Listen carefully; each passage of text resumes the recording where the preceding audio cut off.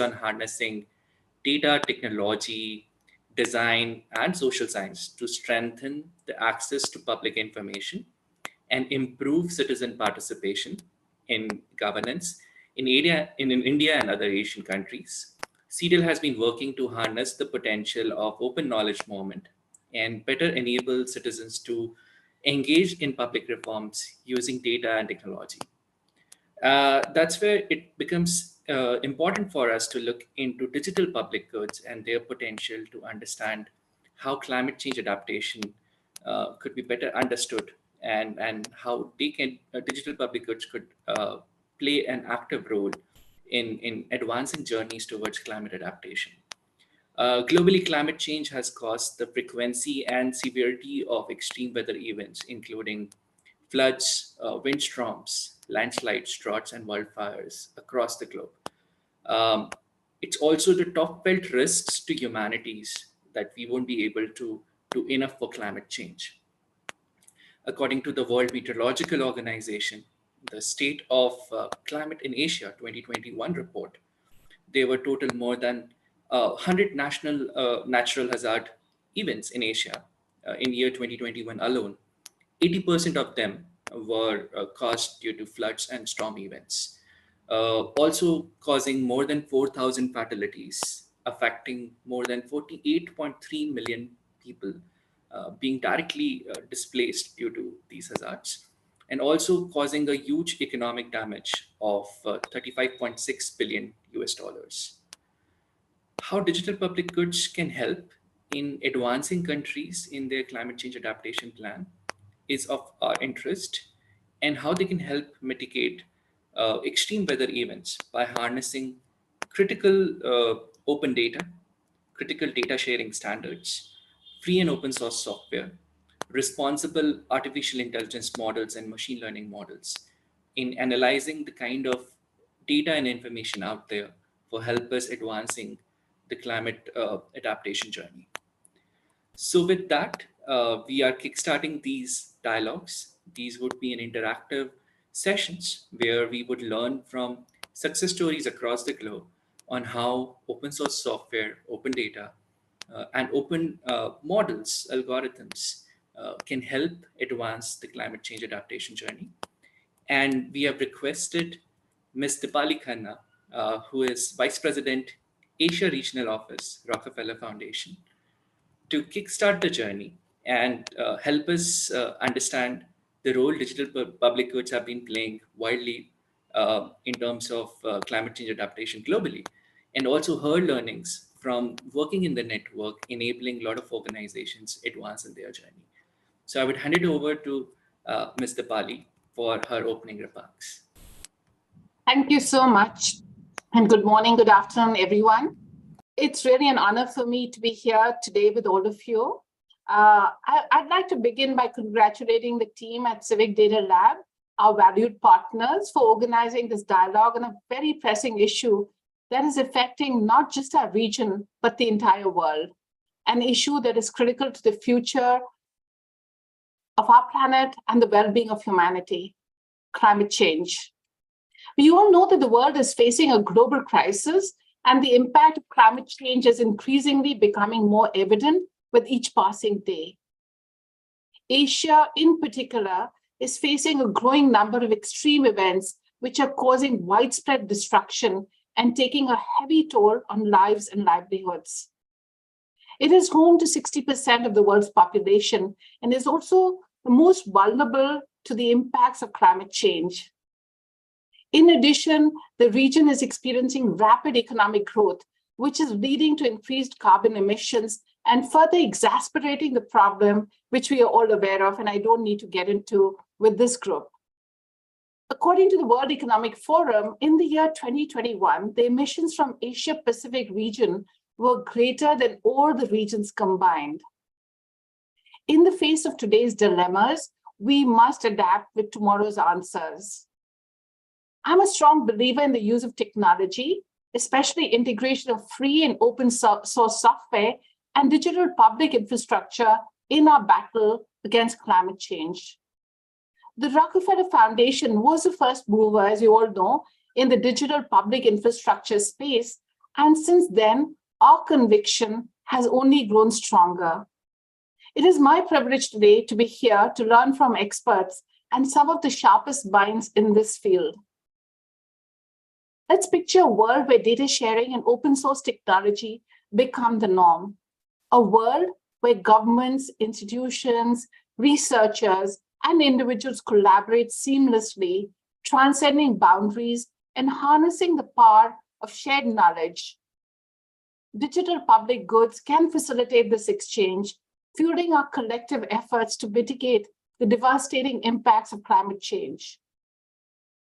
Digital public goods, free and open source software, and especially AI and machine learning models have enormous potential to support the transition to a more sustainable and resilient future. For example, open data can help us to better understand the impacts of climate change on our region and to develop effective solutions to mitigate and adapt to these impacts. By sharing data, we can also ensure that the knowledge and insights gained from our work are accessible to all so that others can build on the progress we make and scale impact.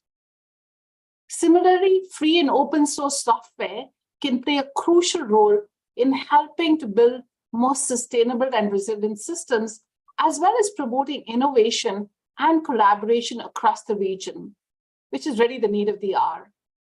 They can be used to help us better predict and respond to the impacts of climate change, as well as to develop new technologies and solutions that can help us mitigate and adapt to these impacts.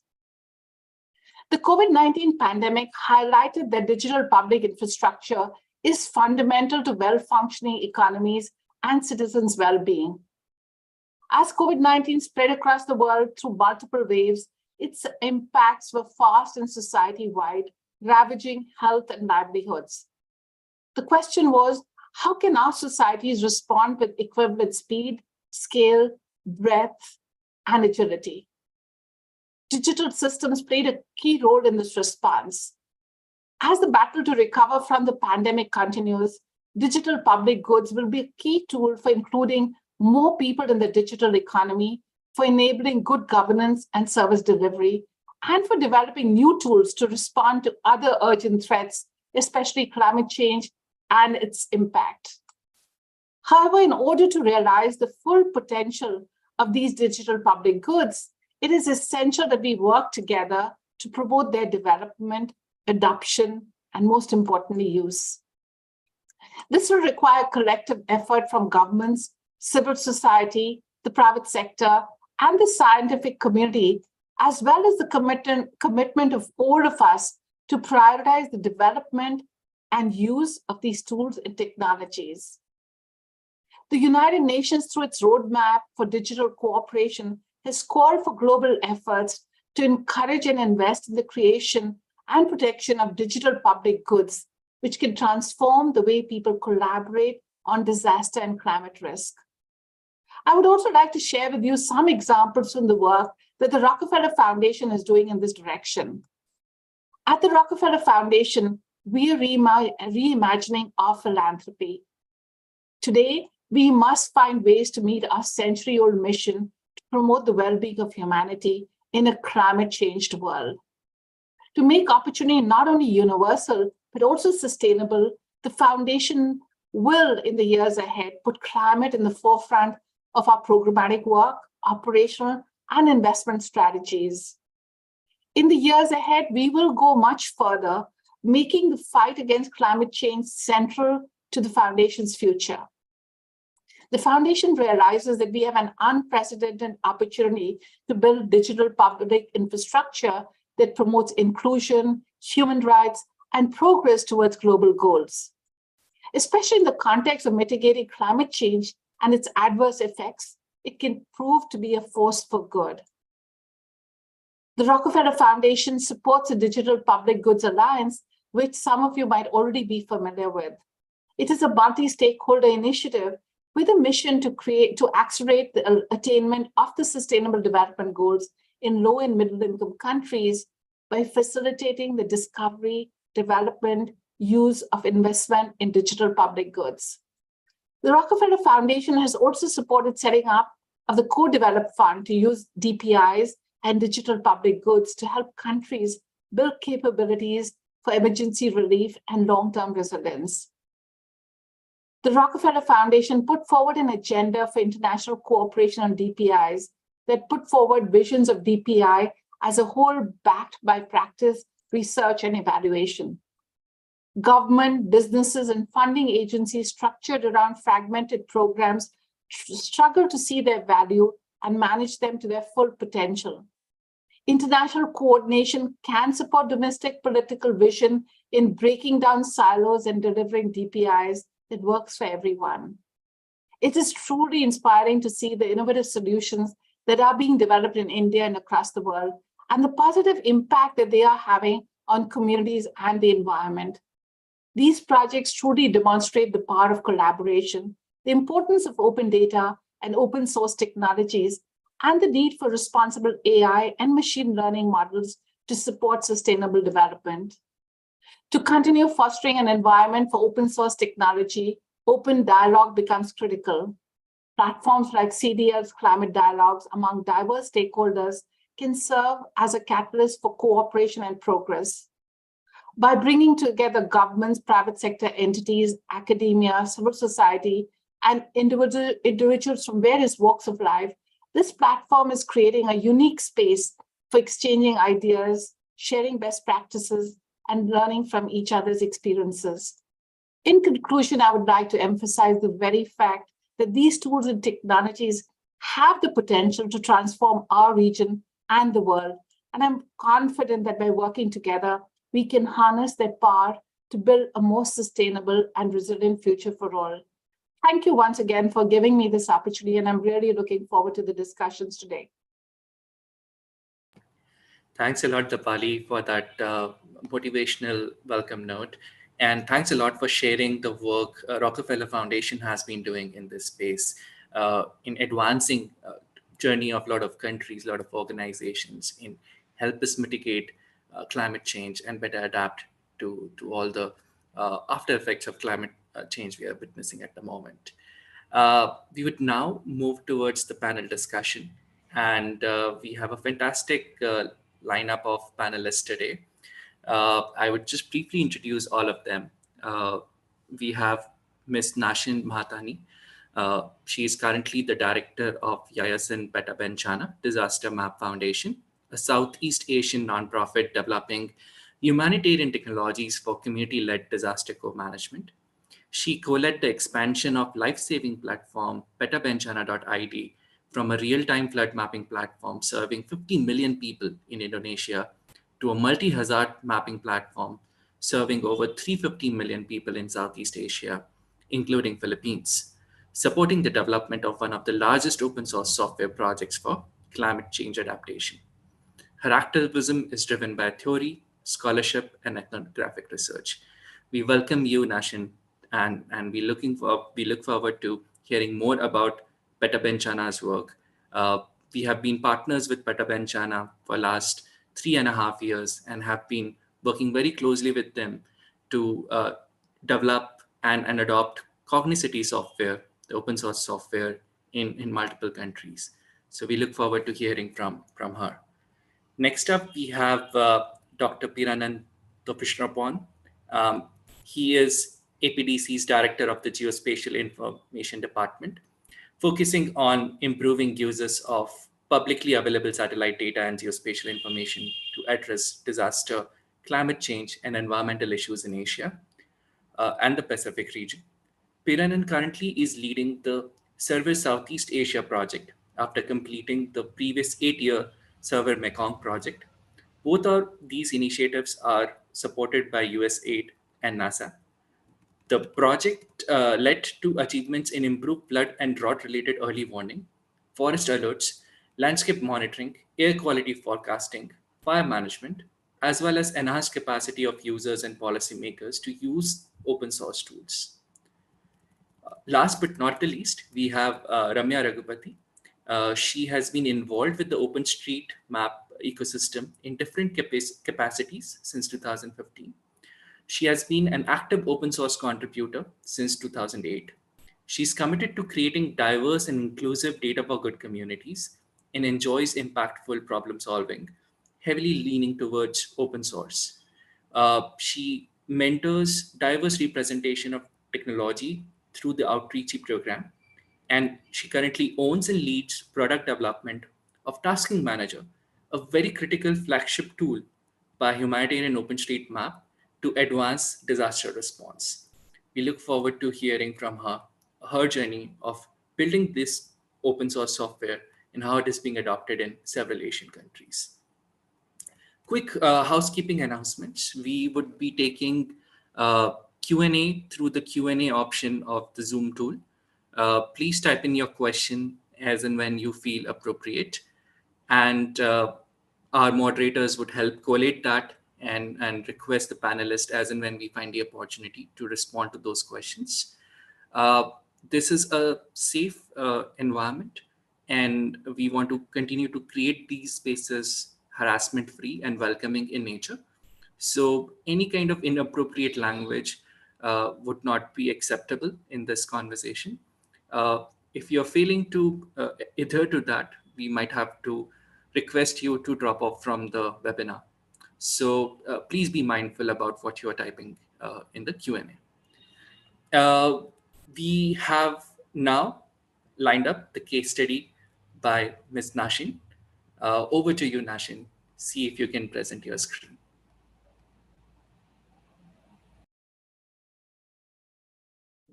Okay, thank you so much, Gaurav, for the warm introduction. And hi, everyone. It's really a pleasure to be here today and share some of the work that we've been doing on building open source tools for community-led climate adaptation that is now revolutionizing emergency and response, both in Indonesia and the Philippines so far, and expanding in the region.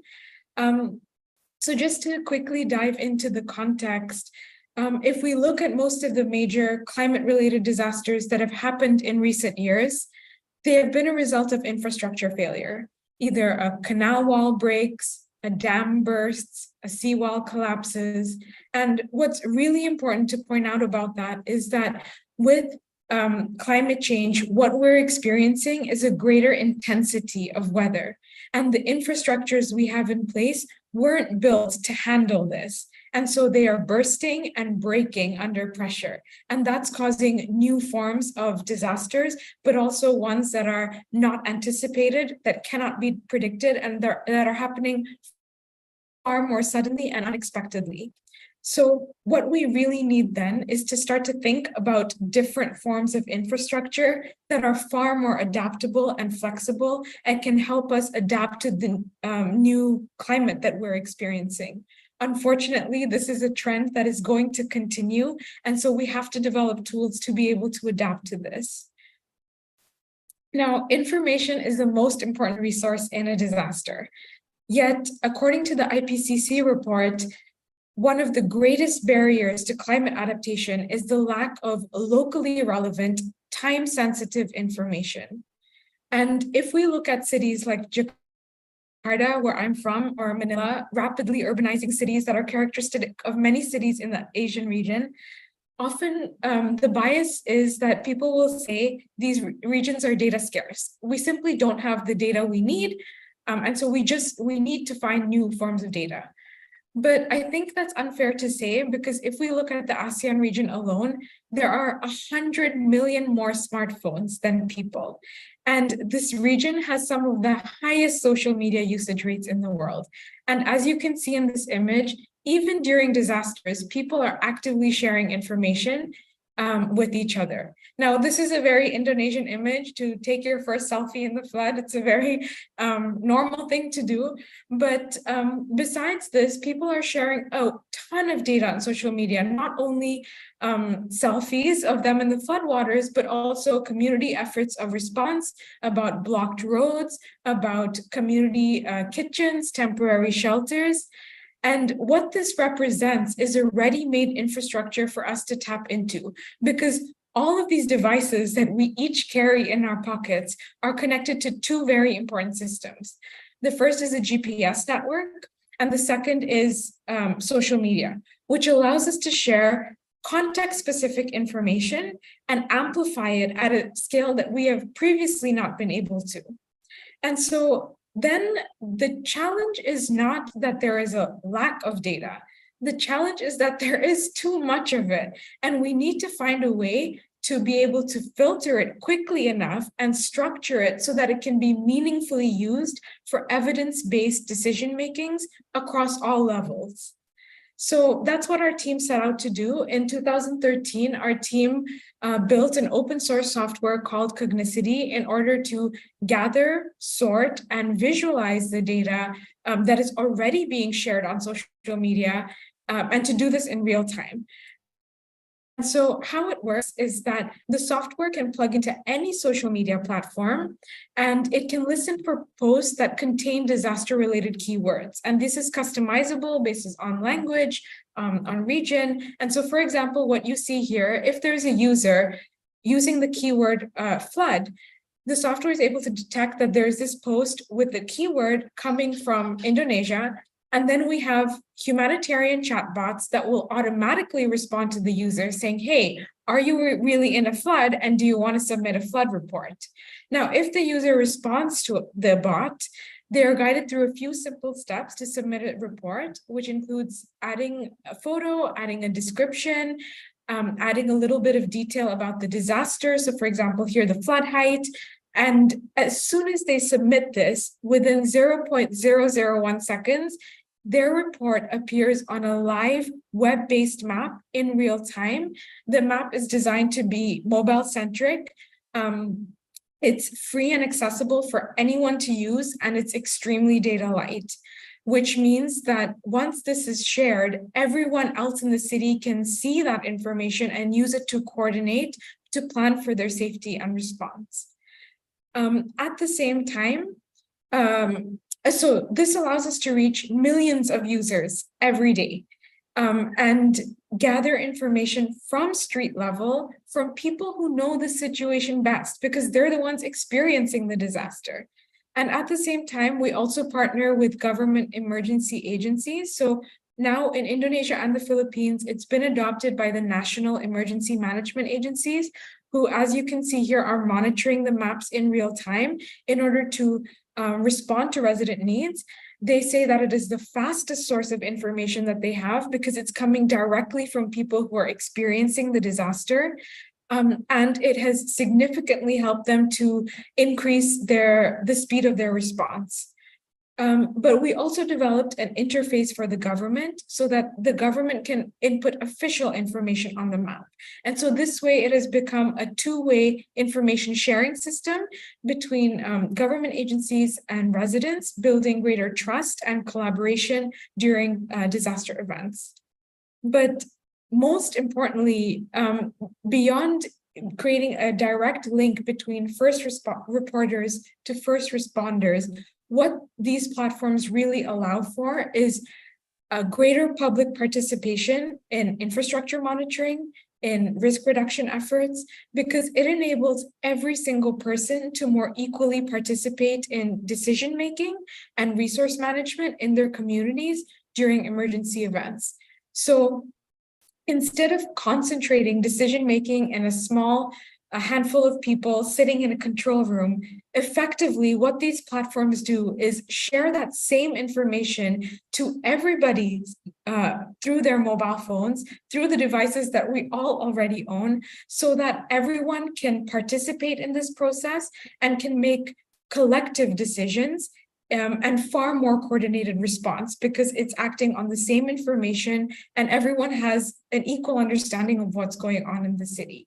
The scale of challenges that we are facing today are far too great to be handled by one agency alone. And that's why it's imperative to build tools that allow for every single resident to be able to participate in risk reduction and climate adaptation efforts. And so we say that this is Gotong Royong Digital, which is Bahasa Indonesian, which means digital mutual aid. And so this is how software can act as infrastructure because, during a disaster, we see typically a 26,000% increase in activity.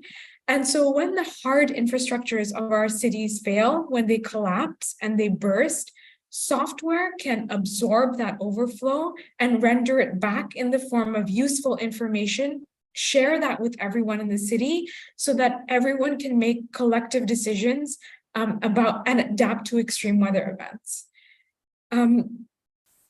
I want to take a moment to point out that it was intentionally designed not to be a standalone application because research has shown that during disasters, people aren't going to download something new. Rather, they're going to use what they're already using with more frequency.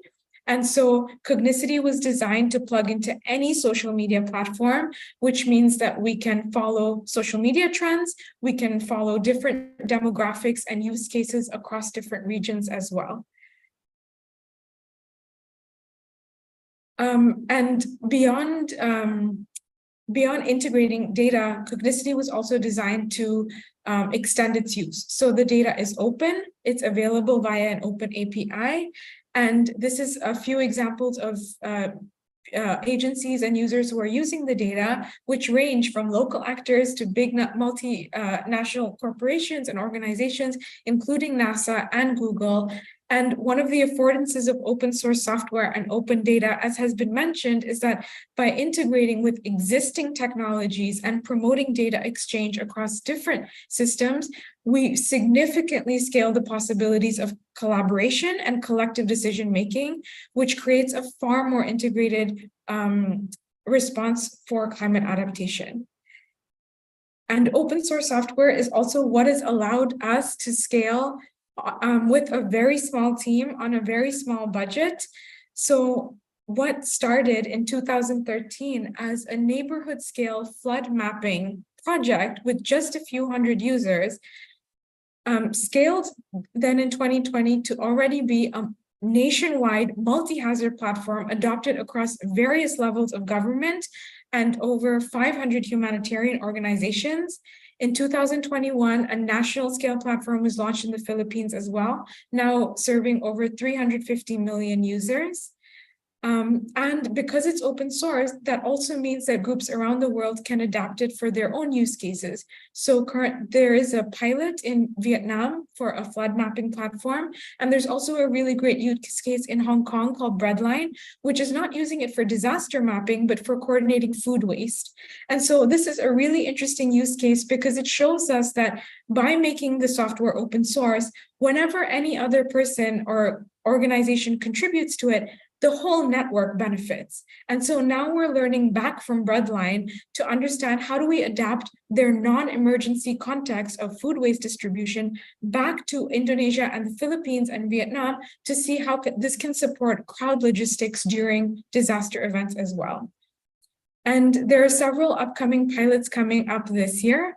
And our organizations and our teams across different countries are now working on building a global network of users who can use the software as a free tool that allows them to attend to the challenges in their specific regions and use the data in social media and reappropriate that for forms of urban coordination that are fundamental to allowing us to work together collectively to address the challenges that we're facing today. And as we move into the Q&A, I just want to end on this image here, not because it is an exclusive image, merely because it is symptomatic of some of the challenges that face us today, but also as reminders of why it is so important that public digital infrastructures, especially ones used for crisis, for climate adaptation, and for humanitarian use case, are open source and that they remain open source. Thank you. Thanks a lot, Nashin, for that wonderful presentation and a lot of insights on how a disaster reporting platform can help save lives and also enhance the disaster preparedness of our cities, of our regions. So, audience, you can post your questions in the Q&A option of the Zoom tool. Meanwhile, I have curated a few questions just to get you started, Nashin. So you mentioned that you have a multidisciplinary partnership spreading across region. How that has forged into the successful journey of Cognicity as a software, and how it has also resulted into the customization and adoption in different regions. Do you want to share a bit about how that journey has been? What has been the challenges? What have been the opportunities working with this kind of a collaboration? Sure. Thanks, Gaurav. That's a really important question. So right from the beginning, even when this was a very small research project, it was multidisciplinary. And there are many affordances and importance to that. The first, of course, is that climate change is something that affects us all. And so we need to understand it from a variety of perspectives, because, of course, different agencies have different interests. Sometimes they might be competing interests, but it's important to understand those different perspectives to see, okay, if there are frictions, how do we transform that friction into something useful and to movement forward? But also to understand, because climate change involves everybody, how can we build something that is useful for all groups, not just for one specific group? And so when we started as a research project, it immediately from the very beginning, we involved government agencies. We involved, this started with the Urban Poor Consortium, actually, with the residents living across one of the major rivers in Jakarta that often floods.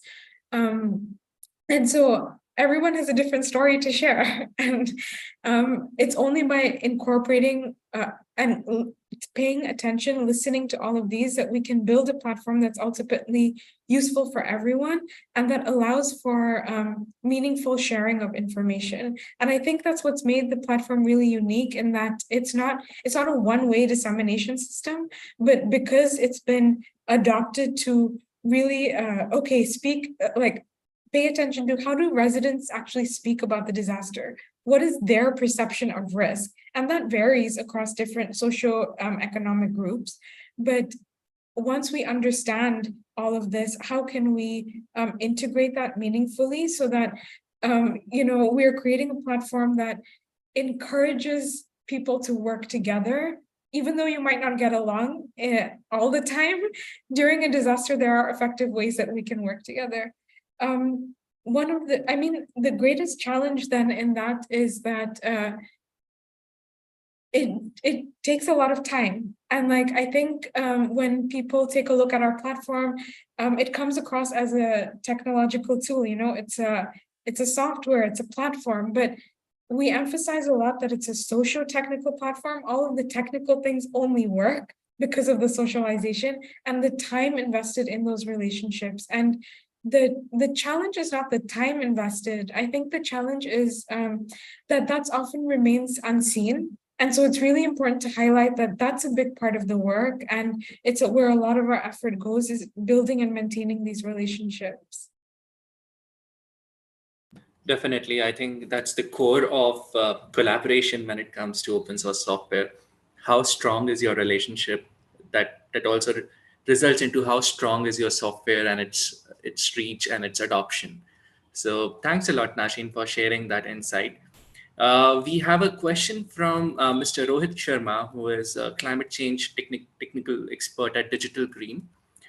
Can this software can also be used or harnessed in a way for early warning system as well, so that the software just not record inputs from citizen, but also help disseminate early warnings issued by the authorities? Yeah, that's a really great question. And in terms of capacity, it is there, it can do it. But in terms of our focus, we have chosen not to, because our whole premise started with, if we looked at those pictures of infrastructure bursting before, it's that with the type of disasters happening, no amount of computation can predict that. And so if we want to look at building public trust in information sharing systems, then we're really focused on real-time information, because that's what we need and that's what's reliable. But I will share some use cases, though, that, for example, now the Indonesian Meteorological Agency uses our data for their impact-based forecasting. So they do a forecast every 3 days, and then they assess that how accurate was their forecast by taking the data that we have collected, see how accurate was their forecast, and then use that to recalibrate and retrain their modeling algorithms to predict the next 3 days. And so I think it's a really interesting use case of like combining crowdsourced data to validate and push forward some of our abilities for prediction. And in the same way, NASA has used it similarly in the past to also validate and train their satellite models in order to move towards some of these other interests about early warning systems as well. That's brilliant use case, because it then helps you assess how good is your current early warning system, how off are you from the citizen felt need of their risk to certain these disasters. So it's incredible to hear that that's already happening, and we really congratulate Indonesia government authorities for taking this step ahead in this journey. We have one more question from Mr. Pratik Traik from Himachal Pradesh. He's asking how local communities were trained and structured to use this live flood mapping app. What are the kind of challenges local communities you faced onboarding local communities to your system? Yeah, thank you so much. That's such a great and important question. So as I mentioned earlier, the project actually started with local communities. And so it was started with the Urban Poor Consortium in Jakarta. But the reason it has been successful is that we didn't ask them to learn something new. We met people where they were already at on social media. And so we don't ask them to learn anything new at all. People are already sharing this information on social media before our platform started. And so instead of developing something new, which is also, I think, another really interesting thing to talk about when we're talking about digital infrastructure, everyone always wants to build something new. Actually, we don't need to do that all the time. Sometimes things already exist and we just need to rewire them. So in the case of Indonesia and the Philippines, people are already on social media. So all we did was design a bot to reply to them and to solicit reports. In that way, we don't ask them to change their behavior. We don't ask them to move to a different platform. All we're doing is redirecting the behavior on the platforms where they're already at. And that's how we've been able to get really like huge engagement. If you want to say like buy-in from the public, because there's nothing really they need to buy in from, they're already doing it. We're just asking them to answer a few questions in a more structured way so that it can translate to more actionable information. Thanks, Nashin, and thanks for highlighting the need to reuse digital public infrastructure, and also the traditional behavior of how citizens engage with information, especially in the time of crisis. We can't ask them to install a new application. We can't ask them to learn a new software. We need to harness what they're already comfortable using it. Thanks for sharing that.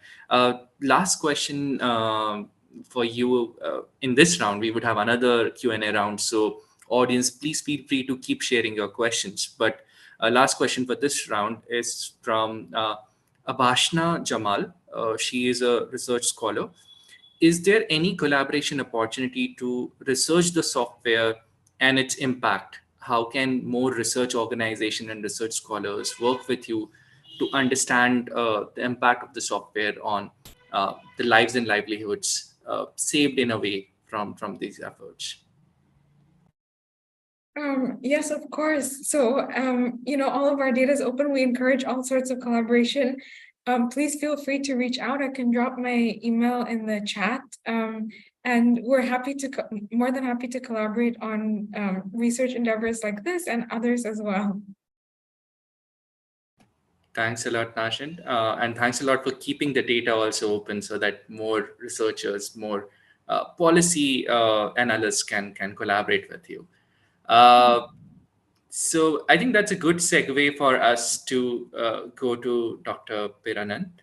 And Dr. Piranan would talk about his efforts around the Server Southeast Asia project and how it is helping citizens take much more informed decisions using open data and open source tools.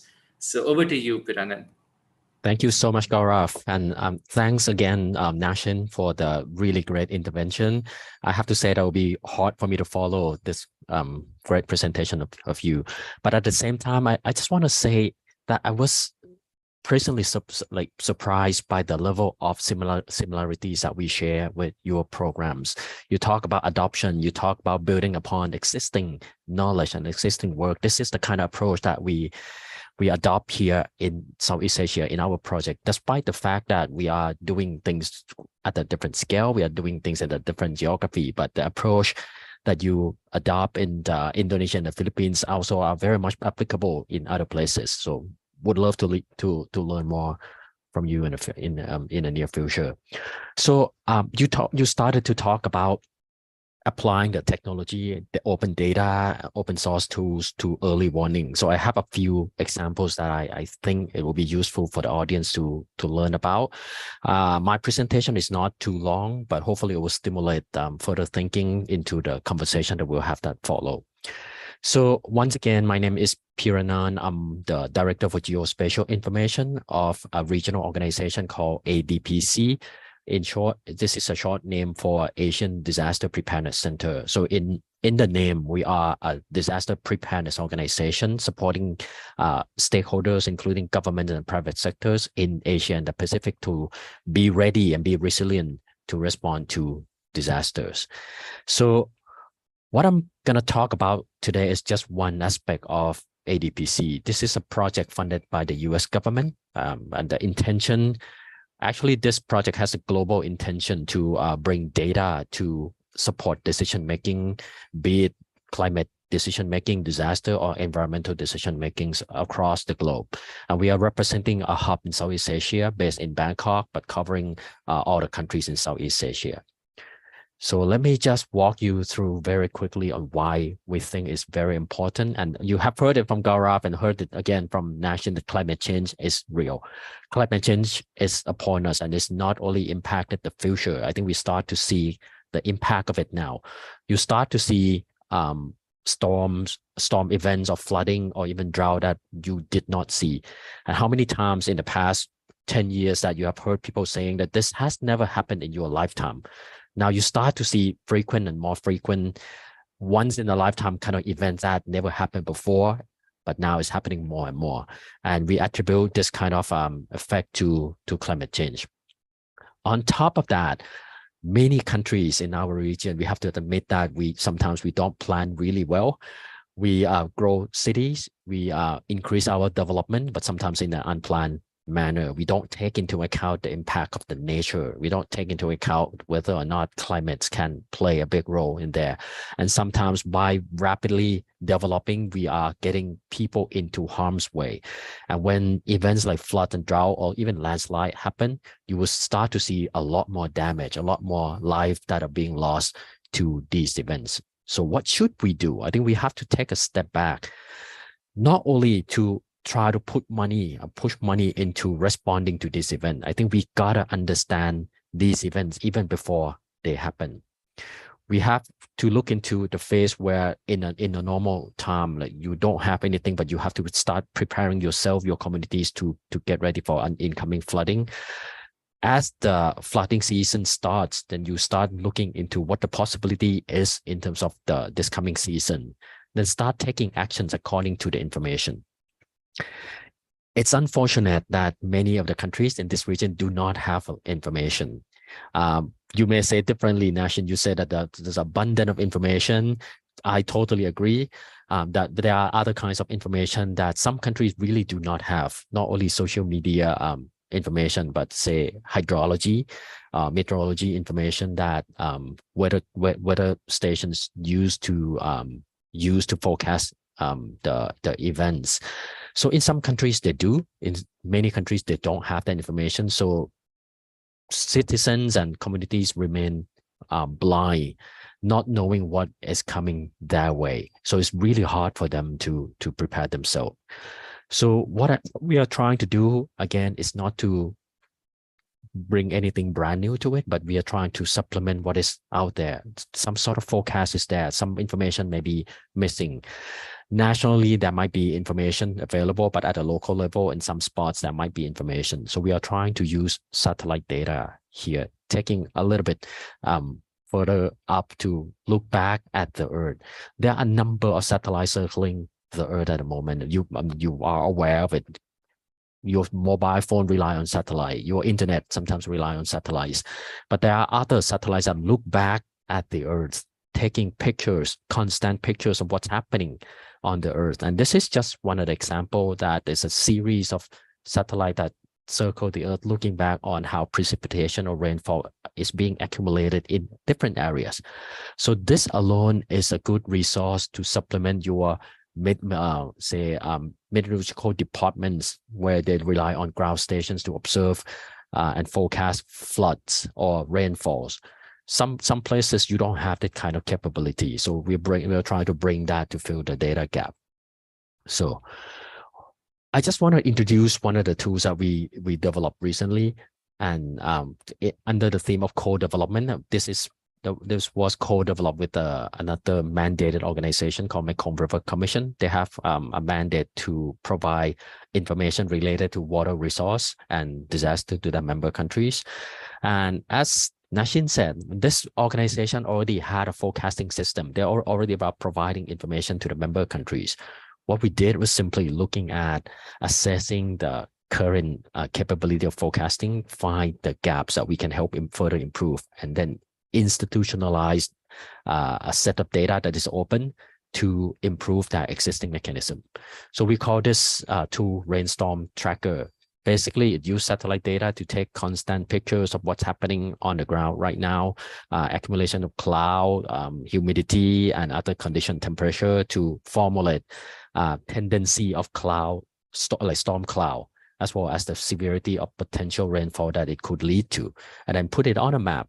And the visualization is also an important aspect for decision makers to really see. Sometimes you can write reports, sometimes you put it on the table, but it's not really attractive. It's not catching attention of the public as well. So we'll put things on the map using colorful and very meaningful, intuitive color to really inform the public.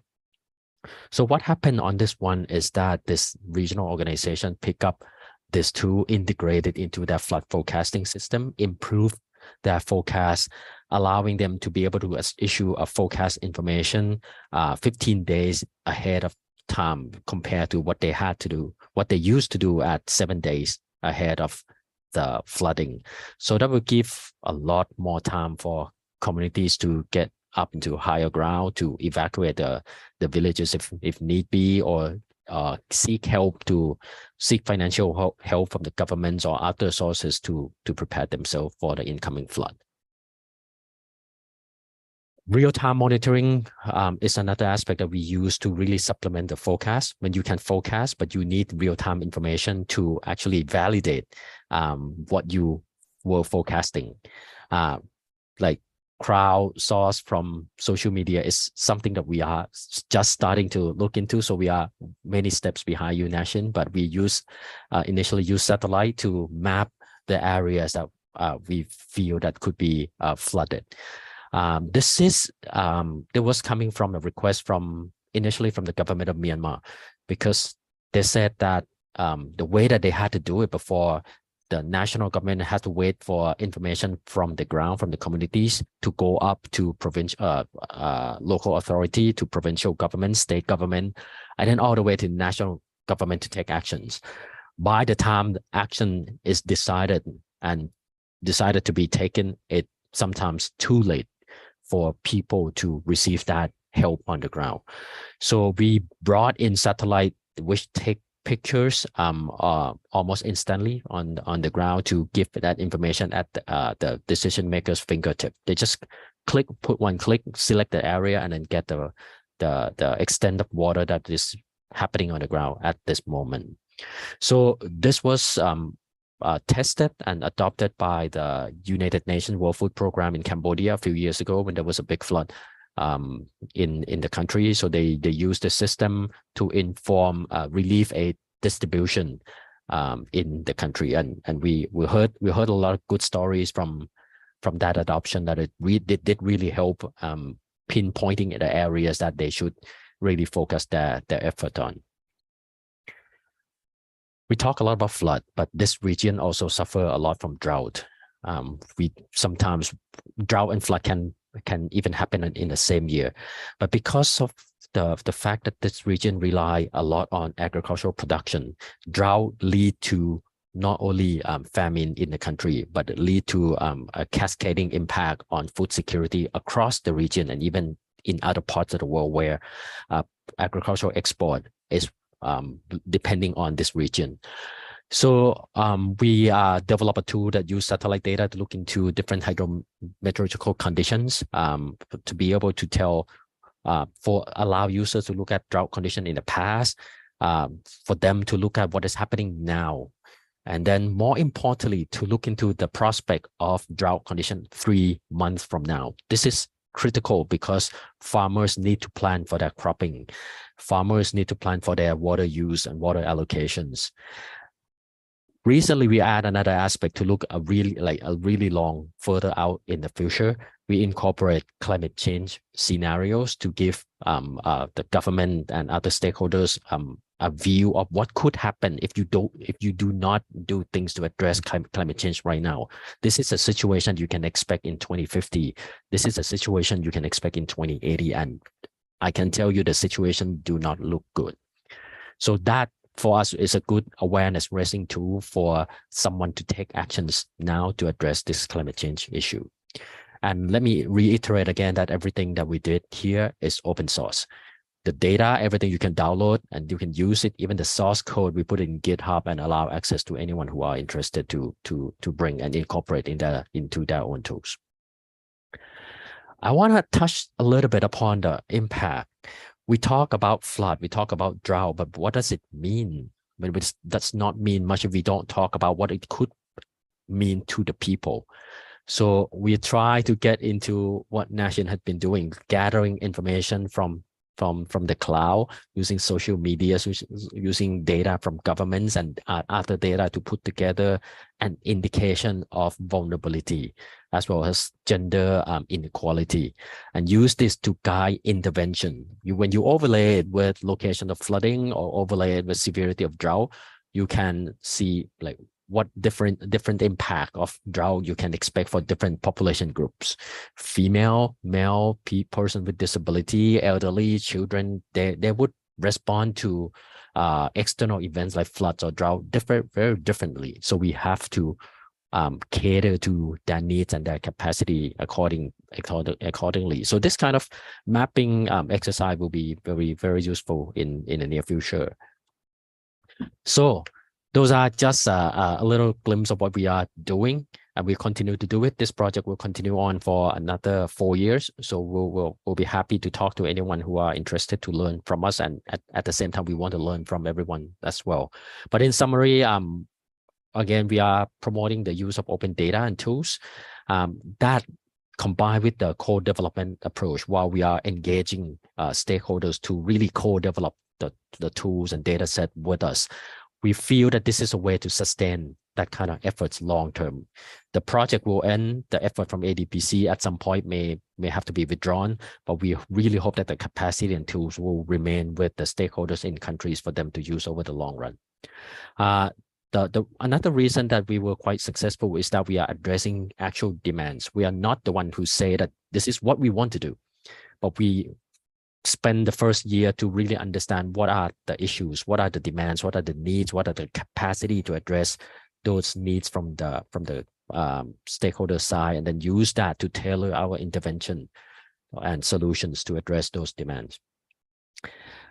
Continuous engagement, we had to spend a lot of time to really understand the users and continue to engage them. Some users will require a closer relationship, but some users are much more advanced and they need a little bit of guidance before they can take off and do things by themselves. But the key thing is to understand the users. And the last thing is, unlike, if you think like scientists, you feel that the most advanced science is the best. But what we learned from our project is that this is not always the case, especially when you talk about South Asia and Southeast Asia. There are areas where people do not even talk science. So the best way is to bring science to the level that these users can really understand and make use of and get benefit from, to really connect to the impact. That's why we thought that appropriate science is way better than the most advanced science. So let me close there, and I want to thank everyone again for paying attention, and now I can take some questions. Thank you. Thanks a lot, Dr. Piranan. I think that was a wonderful presentation explaining the whole project life cycle of building an intervention like this, right from investing a lot of time at the beginning, understanding the need, and all those pressing areas where you need to invest time, and then working and iterating over the solution to finally look into multiple impact case studies, not just one. The data can inform socioeconomic vulnerabilities, the data can inform gender inclusion. So those were some brilliant use cases shared by you. I would request audience to put up their question for Dr. Piranan in the chat, and share more with us your what are your curiosities with this presentation. Meanwhile, I have few questions for you, Piranan. Number one is, what were some of the major challenges your team faced in co-creating the open source software programs and libraries? I understand this is very innovative and first of its kind tools being developed for the region. So if you can explain some of the challenges you faced, that would be super helpful. I think the challenge lies not with the co-creation process, but I think the major challenge that we face so far has been what's next after co-creation. You can engage with technical officers to build something, but if it does not get used, then you practically fail. So I have some experience, actually my first-hand experience a few years ago when I started another project in Myanmar, when we look at earthquake monitoring and improving capacity of the Myanmar government back then, many years ago, to be able to process earthquake data. So we spent years working with them, bringing experts from Thailand and experts from other countries to work closely with the officers from Myanmar, and we were quite successful in building their capacity. They were very confident in bringing new tools and data to improve their earthquake data processing. But one day, after years of engagement, there was an earthquake in the country. So the first thing we did was we called up the person who had the capacity to do the analysis and ask him what happened, like what did you do, what did you learn using our tools and knowledge. He said nothing. He could not do anything. He knew he could do it. He was able to do it, but there's no protocol from the government to allow him to change the way that he processed the data. So he had to go back and follow the standard protocol of the government using the old way of doing this data analysis.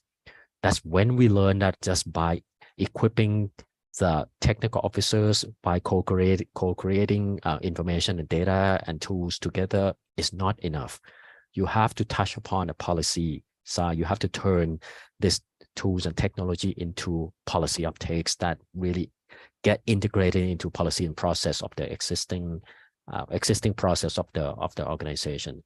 So that's what I said. The challenge lies not only at the co-creation process, but really what happened next to get that co-created tools and data to be in the right hand, to be used and really create something, make a difference on the ground. Makes sense.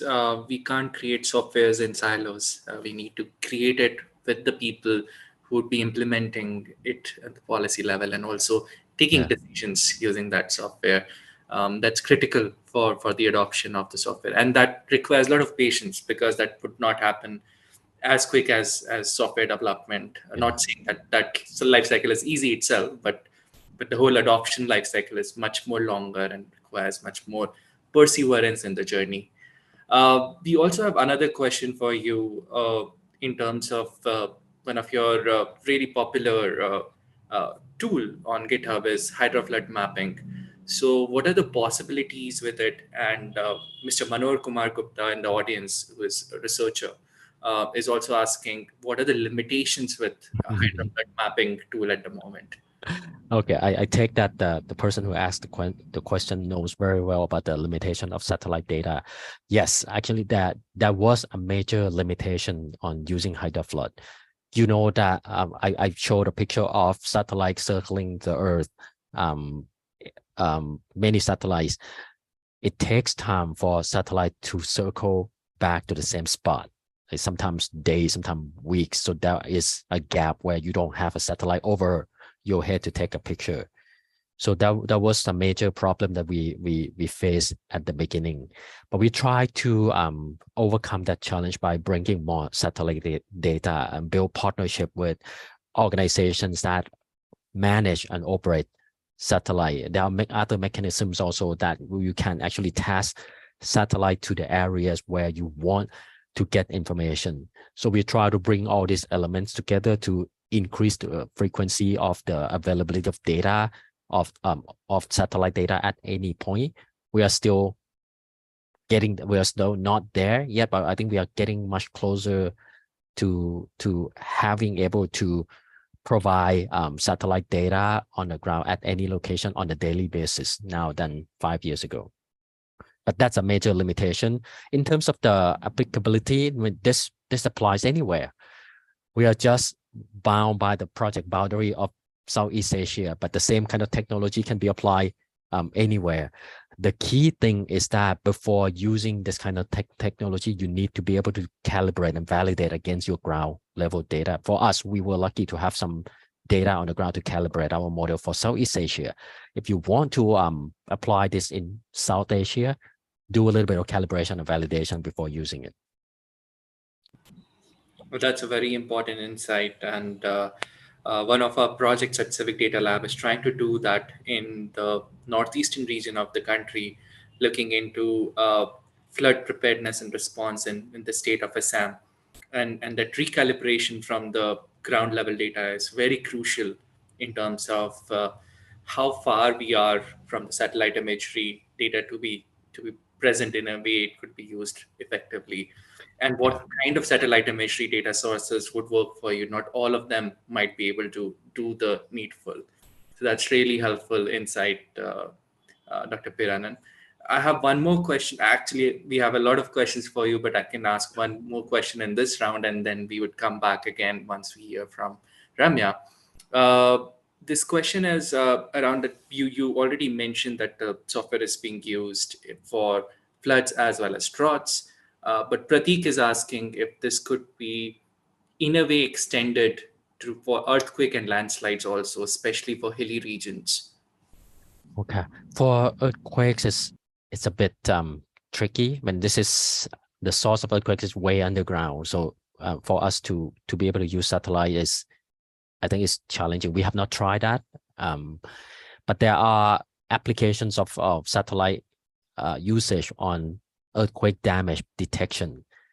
That's after the fact that it happened, but it still guide emergency response to navigate the damaged area and pinpoint the areas that they can focus on. To really forecast earthquakes, I think that's a major challenge. A landslide is different.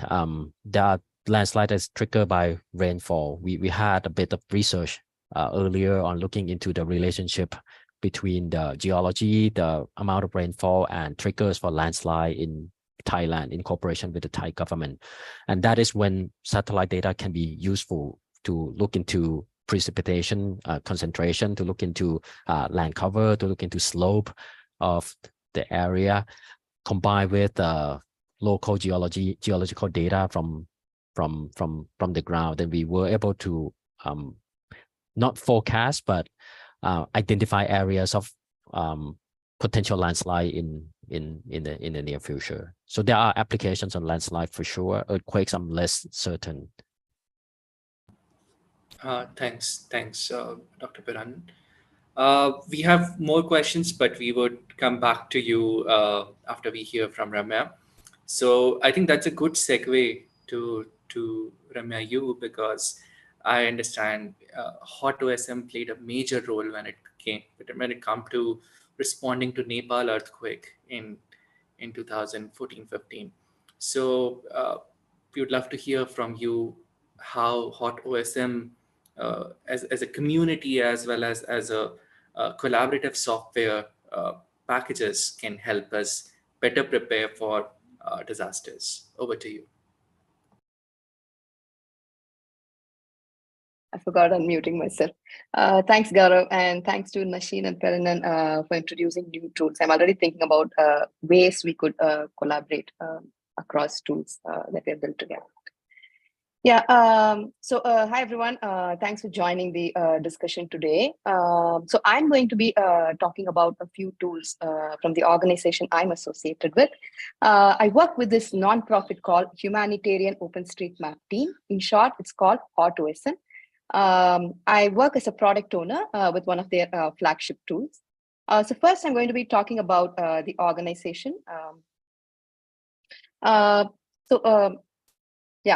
HOTOSM, or Humanitarian OpenStreetMap team, it's an international nonprofit which is focused on humanitarian response and community development through open mapping solutions.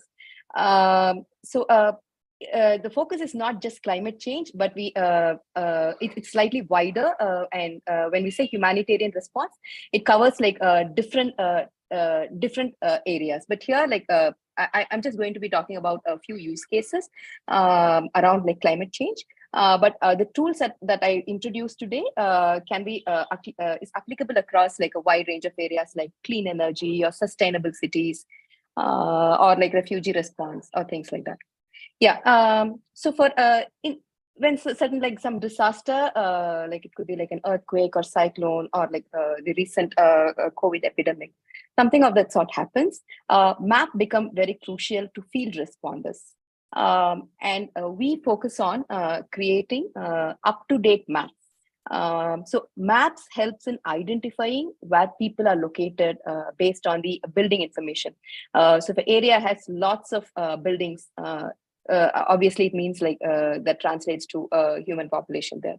And how accessible are these buildings? Like, are there roads, highways leading to this residential area? Based on this information, the field responders would be able to plan the activity. So it won't be just for disaster response. These maps could be used as a warning system, like disaster preparedness, and also for disaster recovery. But not always, not all the maps are up to date. This is just a screenshot from a proprietary software. Maybe like because the proprietary softwares focus on like areas that is of commercial importance to them, and there are many chances that the areas that are prone to disasters or like the ill effects of climate change, they don't have the up-to-date information on maps, which obstructs any first-hand help that could be available for them. So at HOTOSM, we act as a catalyst. We act as a bridge by coordinating public efforts. So we have a community of people who are ready to volunteer and ensure this map data is up to date. And then there are organizations who would drive this effort, who act as partners for all this. And together, we ensure the map data is up to date. For any people, for anyone or any organization who want to ensure they are able to provide help firsthand or plan things firsthand for areas that are affected by such disasters. So the core of all the work that we do is centered around this project called OpenStreetMap. You can access the website at osm.org. It's an open source project. It's a collaborative project, collaborative mapping project through which you would be able to add data to the map. And you could also like use the map data for any other use cases. So it's called a collective or crowdsourced mapping effort. You might wonder how it is different from the existing proprietary solutions. In that, the data ownership here lies with the community. This project was started sometime in the year 2004. Now we have like a community of mappers who are contributing to OpenStreetMap. All the data that a user create through OpenStreetMap, it's under ODBL license if someone is interested in that. So it's also called the Wikipedia of maps because the information can be added by anyone. And there's no like moderation or control from one central authority on what information you add to the map. And as long as you provide the attribution to the OpenStreetMap community, you would be able to use this map data for any other purpose. Like when you create your own map or like when you're like a mobile app or a website, you would be able to embed that map within your application, provided you're willing to provide the attribution to the OpenStreetMap community. So OSM works through local knowledge. There's a wide variety of people registered on OSM, and they contribute, they enrich the map information by adding like specific information that is only available for the local residents of the area.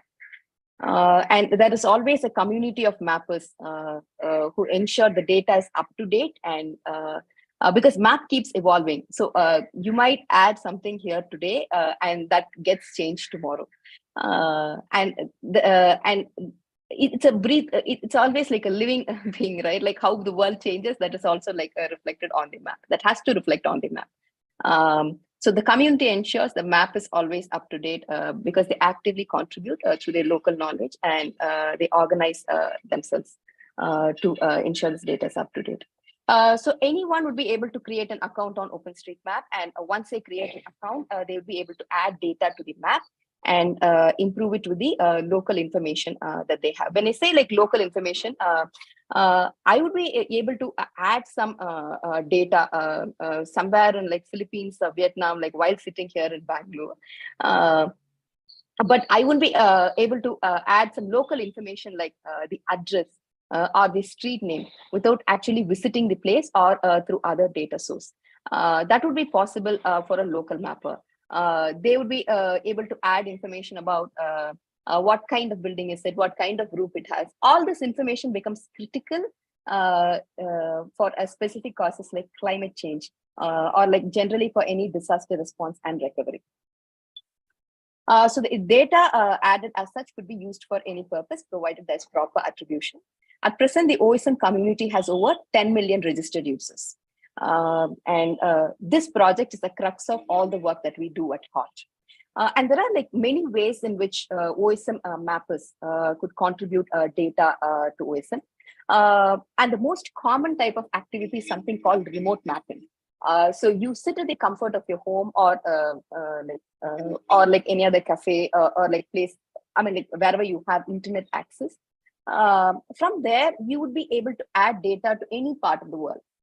You could sit somewhere in India and add data to a country in Africa. And similarly, from there, like people from Africa could contribute for some data within Bangalore. I know like there are mappers from Germany who is actively contributing in my hometown based on the information they see within the satellite imagery.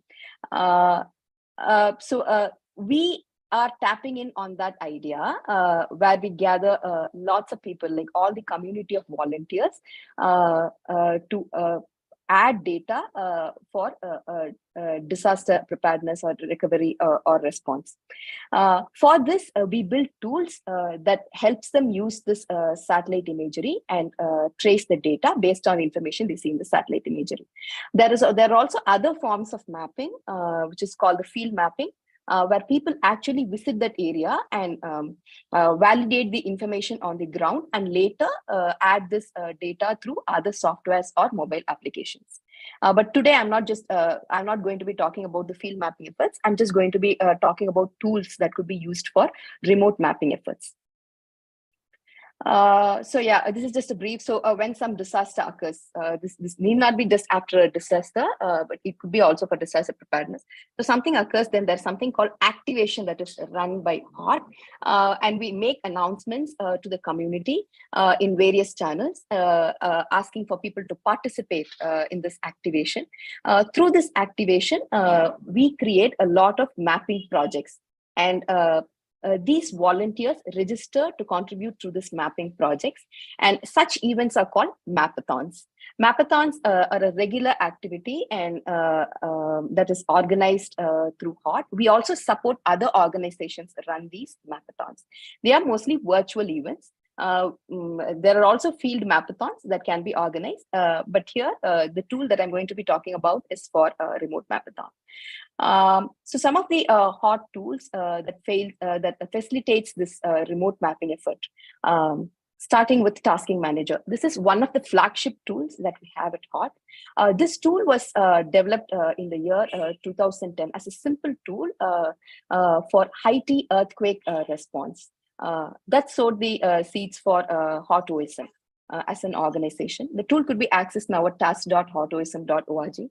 The primary purpose of this tool is to bring together volunteers to contribute to OSM, organize editing around OSM, for a particular humanitarian cause.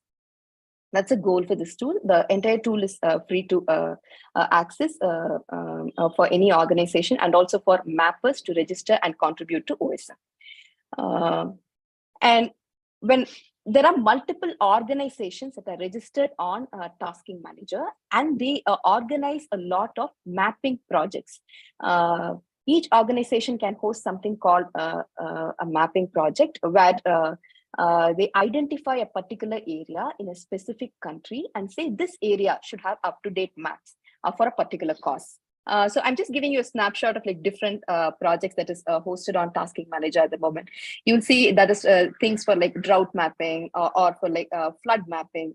Or in some cases, it's generally to make sure the data is available on the map, just for like disaster preparedness. Yeah.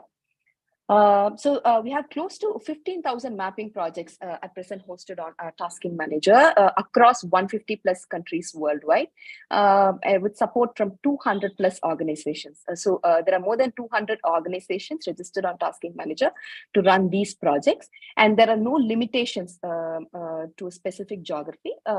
As long as you register your organization on TN, on Tasking Manager, you will be able to create a project for a specific area and for a specific cause. So I'm just going to quote two examples from the recent times. The Nepal earthquake was quite popular, and that was in 2015 when Tasking Manager was heavily used to make sure there was up-to-date map data available immediately after there was a big earthquake that struck Kathmandu. One of the recent example is from a May 22 cyclone Amphan that hit Bangladesh and West Bengal. Then OSM India created a project on Tasking Manager. As you can see, a specific area has been identified by the community, by this organization called OSM India. How do they identify this organization? This is based on the information that they see in the news. Or maybe, like I was also thinking, we could rely on the tool that Nashin has built to see what are the areas that are affected. So some research has to be done to identify which area needs up-to-date map information. This is done by the organization and the administrators involved in this organization. Once they identify that particular area is uploaded onto onto Tasking Manager, and the Tasking Manager software splits this area into smaller tasks or blocks. So that there are multiple mappers who could be contributing to the project at the same time without causing duplication of efforts. So this was an example project for the cyclone Amphan in the East and West Bengal, where more than like 600 plus mappers contributed 55,000 buildings and 900 kilometers of highways. This was sometime in May 2020. And from last year, June 2022, when there were floods in Pakistan, again, we had several mapping projects running via Tasking Manager. This is just a screenshot of how the project was divided into smaller tasks and a glimpse of a few contributors. There were more than 380 plus mappers or contributors who were contributing data for this flood response situation, and more than 100,000 buildings and 15,000 kilometers of roads were mapped as part of this activation effort. Yeah. When someone, so all the smaller tasks, this could be divided among multiple mappers at the same time. So when a particular mapper picks a task within a project, it's locked for that mapper. And once a task is locked, there is a satellite imagery that is loaded as a reference for them, using which they trace the information that they see on the map. And once they are completely satisfied with the mapping, they can choose to say this particular area has been mapped and no further mapping effort is required. Or if they think like there is further mapping effort, or they are not able to complete for some reason, they could always indicate saying that this task requires more mapping, and just unlock the task for further support from other mappers. Once a task is marked completely done, then the same area goes through another round of data quality validation. So that there is always good quality data. We not only ensure there is data generation, but also make sure there is good quality data available for field responders. In the second round of task locking, experienced mappers, or mappers who have local knowledge expertise, they validate the data that has been added by the previous mapper and give a thumbs up or a thumbs down, saying this area is complete. The data is good. All the information has been added as per the instruction specified. So once this is done, the data would be uploaded to OpenStreetMap. There are 200 plus organizations at the moment registered on Tasking Manager. All these are like from across different parts of the world. I couldn't capture all of it here. The screenshot would just give you an idea of like organizations like Red Cross, like their different chapters, and a few organizations in Africa. And there are also like organizations from OpenStreetMap, like different communities, sub-communities within OpenStreetMap, OSM India, or OSM Senegal, OSM Sri Lanka, who also run projects on Tasking Manager. So overall, like there are 200 plus organizations at the moment running these projects. So when the data is added by a Tasking Manager, it is directly uploaded to OpenStreetMap, and the field responders or other humanitarian organizations, they use data from OpenStreetMap to plan their efforts. This could be like, at present, I see like there are many UN agencies, government organizations, and other international nonprofits who download this data for field response. So a Tasking Manager just helps in data generation, but then the question arises, how do you extract data that was generated through a Tasking Manager? It has been uploaded to OSM, but I should have some means to download this data, right? That's where other tools in the community come to help. There are already tools within the OSM community developed by an active set of contributors like OPAS, Turbo, JOSM, and QGIS. All these are again open source tools if you're interested in contributing. But I would like to talk about this one tool that we have developed with from HOT, which is called the Expo tool. Expo tool lets people download OpenStreetMap data from specific areas. Again, the tool could be accessed at expo.hotosm.org. And there are no limitations on what kind of data you could download from OSM using Expo tool. All the data that has been contributed from the 10 million contributors of OSM, that could be downloaded through the Expo tool. All that you have to do is create an account on OpenStreetMap, and your OpenStreetMap, and with the OpenStreetMap account, you'll be able to create an account on Expo tool. With that, you'll be able to specify what kind of export you want to create out of the Expo tool. And the data is applicable in available in different file formats. There are some common file formats like shape files, GeoJSON, Google Earth format. All of these formats are supported through the Expo tool. The most common being the shapefile downloads. So once you specify from where you have to download the data, you can also specify what kind of data that you want to be downloaded.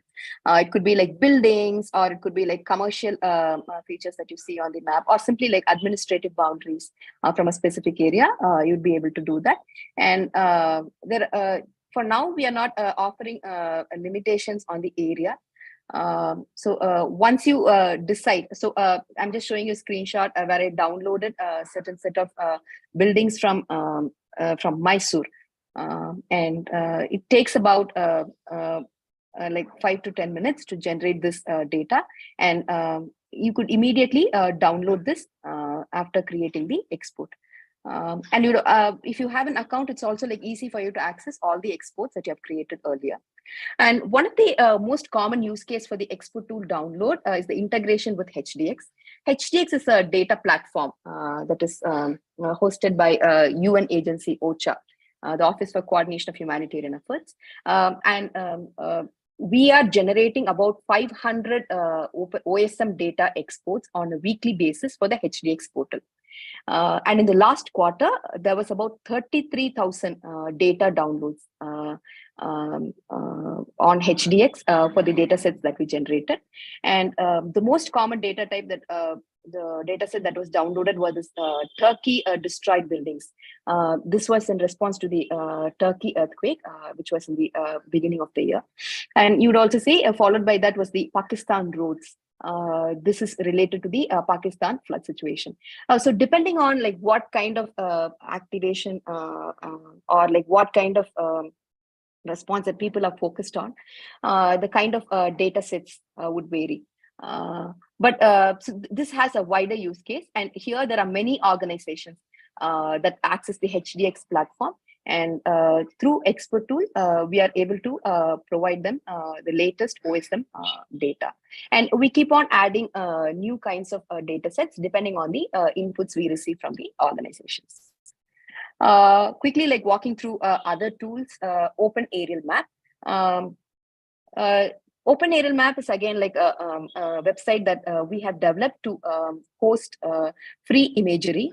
So this imagery is a set of like geo-referenced images which are generated through drones, satellites, UAVs, or other aircrafts. People just host it for free, and it's accessible for everyone as long as they provide the attribution. But the coverage is not wide. Because the resolution is really very high when compared to the imagery that is available with other map providers. So maybe like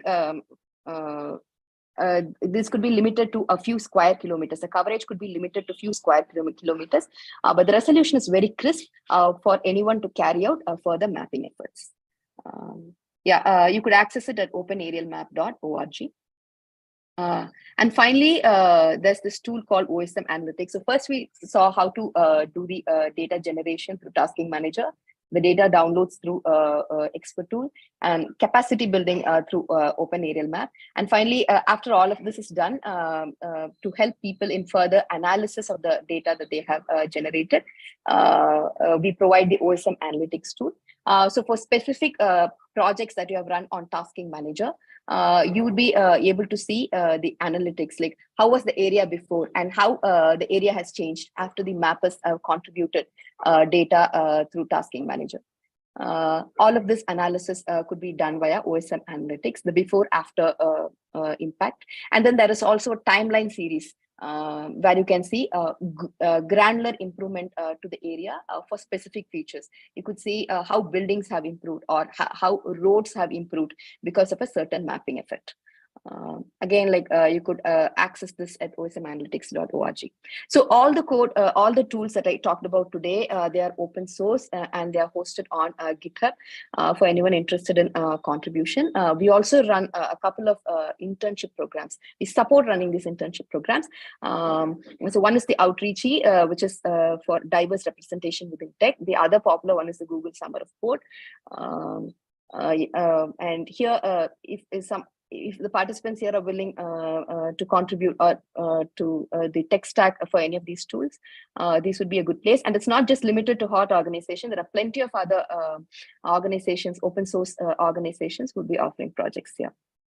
And for any questions on any of these tools for activations, you could reach out to us this ID. Thanks a lot, Ramya, for that wonderful insight and the whole gourmet of tools which OpenStreetMap offers in terms of disaster risk reduction, disaster preparedness, and disaster response.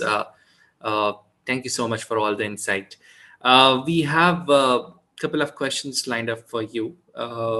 Number one, do you see adoption of OpenStreetMap with security agencies and also national or state level disaster management agencies? Are they coming and contributing on OSM, hot OSM environment, or are they taking some of this data for planning their disaster response and preparedness efforts? Yeah, I can definitely answer that from India context. I know, like across like in other countries, there's definitely like an open data policy, and they are open to like releasing like large number of data sets. With India, the adoption is a little slow, but Kerala has been in the forefront in adopting OSM, and also the tasking manager. I think the government was also running their own instance of tasking manager with support from the OSM Kerala community in response to Kerala flood situation. And I also see there is some active development happening around like public health and all that with the OSM Kerala community, where the data is directly added to OpenStreetMap. Recently, the Open Mapping Hub Asia Pacific, which is affiliated to HOT, they are running a project with Telangana government, where Telangana government is contributing information on primary health centers to OSM. So there is adoption, but it is slightly slow. And with the new geospatial policy in place, there is a certain bit of drive to push more players in the market, and not just limit to like one proprietary provider. And the government is also organizing regular conferences and stakeholder discussions on how to involve different products, different like open source products in the solutions that they are developing. So I'm seeing gradual improvement for and adoption for OpenStreetMap in the context of India. Thanks a lot, Ramya, for sharing those examples. There's another question for you, and if you can just quickly respond to this one as well, because OSM is a skill-based exercise. What are the incentives for mappers to start scaling their mapping of the neglected geographies at the moment? And how can we start with regions which are not properly mapped and also might not have really good experienced mappers at the moment? How can we initiate mapping in those regions? Yeah, on the incentive for mappers, I think it's more of a personal satisfaction that they derive when they contribute to these areas, right? That's what like I have understood from people who have contributed to OSM. And personally, I also feel the same way when I'm contributing for a particular cause. There was this Afghanistan earthquake sometime in 2016, I remember, where I was mapping for an entire Sunday. I ended up mapping around like thousands of buildings that day, and I felt like immensely satisfied after that exercise. I think like that's one of the incentives. And other than that, other than the contribution to the humanitarian response, I also know there are mappers who regularly update data on OSM, and also they add different kind of data, and there is a sense of ownership that they have around the data. And there is always this comparison that they run against the proprietary maps versus OSM, and see there is more useful information that is present on the OpenStreetMap. For example, there was this tree mapping exercise that a couple of mappers ran in Bangalore, and that information is not available on proprietary maps. That's very unique to OSM. And other than this, the other tools that rely on OpenStreetMap as a mapping provider, they try to encourage mappers to contribute through some sort of gamification within their softwares. I'm not sure like if that is needed, but in a way that also encourages mappers to contribute more. That was one. On the train, yeah. Thanks a lot, Ramya. Also, if you want to quickly respond to the training part. Yeah, On the training part, we have something called Teach OSM that is hosted by the OSM US community that introduces the idea of mapping to beginner mappers. We plan to have something similar for other communities too, other OSM communities that could be used as a playpen for anyone who wants to do some mapping. Sounds good. Thanks a lot, Ramya, for sharing all those insights. This was a wonderful presentation, and we learned a lot from you. Now, just quickly, I know we are running out of time, but taking another 2 or 3 minutes just to quickly respond to some of the questions which have come our way. Number one is certain groups are working with the frontline staff members or frontline workers. How some of the projects which we discussed today, be it what Nashin mentioned, be it what Piranan mentioned, or be it what Ramya you shared with us, could be leveraged towards sharing information with them in a more simplified manner, and also find ways to engage more government partners with the kind of information all of your projects are generating, with the kind of accessible tools which you have created. Any one of you wants to respond to it? Can I start first very quickly? I think this is a critical piece that we gotta really think hard. For us, I have to admit that it's really hard for us to connect all the way down to the end user level. When in the first phase of the project, we have been quite successful connecting with regional entities, with national governments. But when it comes to conveying the same kind of message and information to farmers, we could not. We admit that this is not the kind of information that farmers can benefit from. I believe in partnership.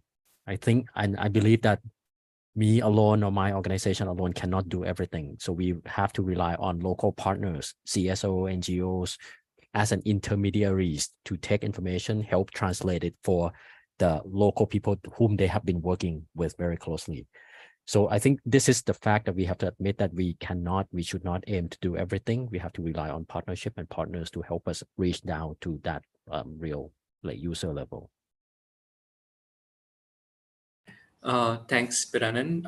Nashin, Ramya, partnerships are critical. Anything else which you would like to highlight, which can help take this information to the grassroots workers?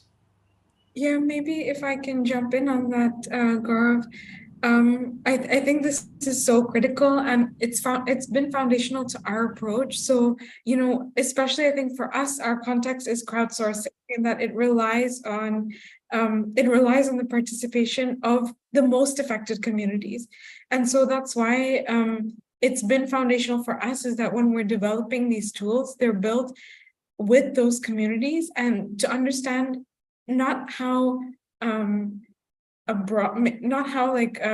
disasters are spoken of at a very high level, but how do people experiencing it speak about it? So as a very simple use case, when we were designing how do people report about flooding in Indonesia, when people talk about floods with each other, they say, oh, it's at my hip. It's the water is up to my hip, or it's up to my ankle. And this is something also common we noticed across Southeast Asia. So that's why we designed the reporting system such that when people have to input, that we ask them, okay, how severe is it? We're not asking them to measure with the centimeter tape. We put a little graphic of a person and a car so they can describe it roughly based on their body measurements, which they're using to discuss already. And then, for example, when we expanded to reporting about fires and haze, although there are sensors installed in some villages that measure the air quality based on PPI, that's not how that's not how residents are going to talk about the air quality. We're not going to say oh, it's this much PPI, don't go outside. But how do they actually talk about it? So we develop this sense of indicators which residents are using. So they say that my eyes are watering, so that indicates a certain threshold that they can't go outside, or that they're feeling nauseous, or that they're feeling dizzy. And we collected this information about how do people speak about disasters versus compare that to what does that translate to in terms of severity. and then use that to design our reporting mechanisms. So when people are reporting, they're using the language familiar to them. And so we're not, again, like we're not imposing something onto them that's alien, but like just integrating local knowledge and like actually amplifying local knowledge so that we can bring that to the level of what Dr. Paranan called like the most advanced science. So actually trying to bring local knowledge up to that same level and scale that with the technologies we have. Thanks a lot, Nashin. I think that's really insightful how we should not make common citizens, worry about numbers that much, but also understand what are the traditional mechanisms they perceive information with and use them to narrate numbers in a much more less intimidating manner to them and collect information that way. I think last question to all of you, which you can answer, and I think that's a question I think all of us are, bogged down with. How do we sustain the open source software journeys with limited funding out there, with limited support system out there for open source softwares to actually result into a maturity stage, result into an adoption friendly stage? How you folks are doing it in your individual journeys at your organizations? Sure, I can start with the examples that we follow at Hot. So we developed something called a sustainability model for the flagship tool that we're running. And we talk to organizations that hold a specific number of projects and say like, so for us to host this on cloud, this is the cost it involves for us, and the number of projects translates into cost. So it's a very minimal amount that is required to cover the infrastructure cost. But then we also have like partnerships with other organizations for imagery providers, cloud host providers, and also with smaller organizations that could separate their data out into a different instance. So there's not much load on us. And we provide them like development or consultancy support. It's not something that we have figured out completely, but we just started it 2 years ago, a sustainability model, and it's sort of like helps us cover things to a certain extent. But we're also getting creative about like how do we have the community support us here in software development and also in other aspects of the tool maintenance, so we could cut down some costs there. Thanks a lot, Ramya, for sharing that innovative approach. Dr. Piranan, Nashin, any quick response either of you have for sustaining open source software? Go ahead, Nashin. You want to go first? Okay, sure. I think this is a really good question. It's I appreciate Ramya's contribution to it, and maybe there's something we can learn together, but I really like that you said it's something we're figuring out. It's the same here. I think we're also figuring it out together also with CDL. It's I think when we're thinking about building open source tools, it's not just about the tool itself and like all of the social aspects involved in that, but what's the institution to maintain that? And so that's what we're working on right now, is building out the appropriate institutions to manage the scaling of this. But then also I think in terms of us, when we decided in 2017 to become an NGO in order to sustain the implementation and funding of this in the regions we're operating in, Indonesia and the Philippines. So we're able to get access to certain types of funding, but I think the investment in open source software needs to grow far more exponentially, and we are grateful for Rockefeller's sort of initiatives, especially with the Digital Public Alliance. And I hope we will continue in this ecosystem and more to figure this out together. Yeah, I just want to echo that. I think we have to work a lot harder to maintain and keep this open source software in a public domain. So far, I have not been able to do that yet for really the general public. But the first step that we took, because we work a lot with institutions, so we try to institutionalize the open data, open source into existing system in their organizations. And these organizations are mostly national governments where they have annual budget. So once they know that these tools are useful for them, they can write into their annual budget. That to some extent is a good way to sustain it at that organization, but it does not mean that that will be available to the public. So we are still missing that last piece that I think, like Nashin and Ramya had said, that we gotta work hard together to achieve that. Thanks a lot, Piran and Nashin and Ramya, for that input. I'm sure together we would continue to find innovative approaches to support adoption of open source software and its sustainability across the globe, across the regions. Once again, I would like to thank all of you for staying longer with us and keeping this a very interactive, fruitful conversation. It's just the beginning. We would continue to have more such dialogues in coming months, and we look forward to learning, co-creating with all of you. Thanks again to all our panelists for taking out time from their busy schedule and presenting these wonderful case studies with us. Thanks to all our participants. Thank you so much for joining in. Thank you. Thank you, Gaurav. Thanks, Steve. Thanks, everyone.